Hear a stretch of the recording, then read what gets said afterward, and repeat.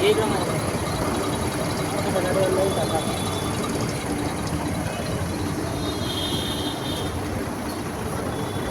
बघा, संपूर्ण महाराष्ट्रात सांगितलं जातं की सगळ्यांना, सर्व गाड्यांना, शिवशाही गाड्या सर्व गाड्यांना अपंगांसाठी सीट आरक्षित आहे. परंतु बघा माझी काय परिस्थिती आहे. परंतु जेव्हा ह्या गाडीपर्यंत मी पोचलो तर सांगतात की ह्या गाडी दाखव, ह्या गाडीला मला दाखव, माझ्याकडे दाखव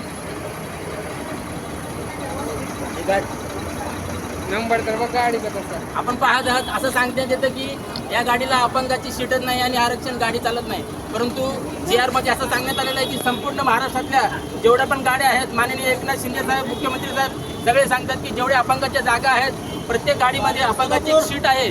परंतु आता मी एवढा प्रॉब्लेम या ठिकाणी रांगत येऊन आलो तरी मला सांगतात की ह्या गाडीमध्ये अपंगाची सीट नाही आहे, त्याला तिकीट मिळत नाही. आज मी रिझर्वेशन करून देईन. मला 4 दिवसापासून या कल्याण बस स्टँडवर मी 3 दिवसापासून दररोज संध्याकाळ सकाळी येतो, तरी पण मला आज गावाला जायसाठी माझ्या सीट मिळत नाही. आज या गाडीला मुख्यमंत्री साहेबांना माझे विचारले आहे की या गाडीला कशामुळे सीट नाही. महाराष्ट्राच्या बाहेरली गाडी आहे का कोणाची प्रायव्हेट गाडी आहे? प्रत्येक गाडीमध्ये अपंगासाठी एक राखीव सीट असली पाहिजे. परंतु आज या गाडीला नाही असं सांगण्यात येतात. या साहेबांचं हे साहेबांनी असं सांगितलेलं आहे. हो साहेब, हो साहेब,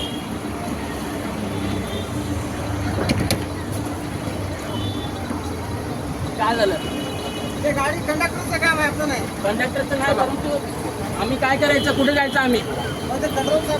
कंट्रोल साहेब, मी 3 दिवसापासून दररोज येतो. आता माझ्या घर तिकडे माझं अडकलेलं, मी घरी नाही गेलो तर काय होईल माझी अवस्था? सांगा बरं. या गाडीला तिकीट द्यायचा मी चालक काय गाडीचा चालक. आम्ही पण देशाचे नागरिक आहोत, मतदान करतो मी प्रत्येक वर्षी.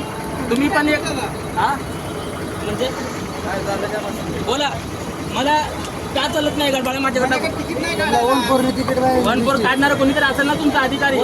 तिकीट आहे माझं 1-4 नाही बोलतात, या गाडीला नाही चालत बोलतात. आता 4 दिवस झाले नाही, 3 दिवसापासून आलो मी दररोज. एक काम करा, बाळा माझ्याकडे लाव, काम करा तुम्ही साहेब. माझं तिथे विचारा ना तुम्ही.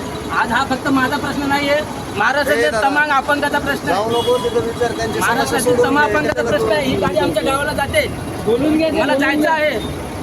माझी बायको, माझी मुलगी या ठिकाणी बसली आहे. 3 दिवसापासून आम्ही या बस स्टँडवर जगतोय. कशी परिस्थिती आहे पूर्ण होणार अपंगाचं? आरक्षण असूनही मिळत नाही म्हणजे काय? आम्ही काय करणार? द्यायलाच पाहिजे ना. लोकलमध्ये आहे, सिटी बसमध्ये आहे, येतच नाही. महाराष्ट्राच्या बाहेरली बस आहे का? काय करणार? द्यायलाच पाहिजे ना.